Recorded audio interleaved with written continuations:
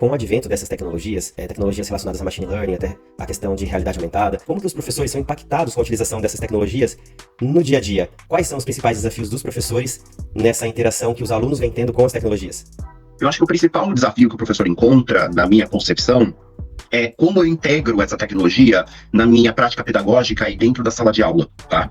Vamos dar um exemplo claro, por exemplo, o uso de IA no desenvolvimento de trabalhos acadêmicos. Esse é um caso, né? Como que eu posso... casos, né?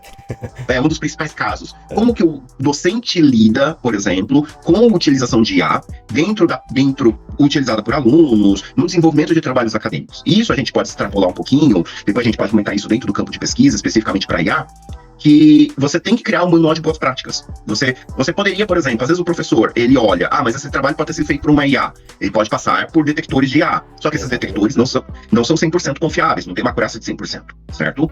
Mas você pode criar um manual de boas práticas junto aos alunos, para que os alunos entendam que a necessidade deles desenvolverem trabalhos, entender que a IA é uma ferramenta de suporte e não um fator decisivo no desenvolvimento acadêmico deles, é um fator importante. Então esse é um primeiro desafio que a gente encontra.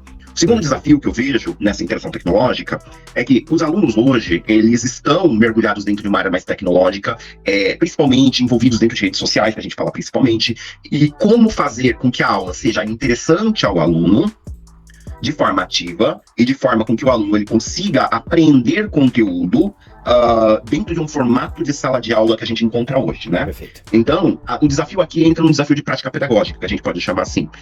É um desafio onde eu tenho que conhecer as tecnologias que estão emergindo no mercado. Então, quando sai o IA, os professores têm que conhecer, têm que entender o que é, já tem que estar habilitado para poder ver se existe alguma aplicabilidade dentro de sala de aula.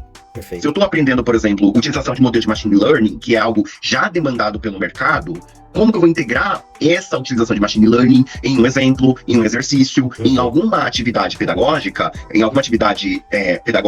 do aluno, para o aluno realizar, para que o aluno consiga entender esse conceito e esta ferramenta?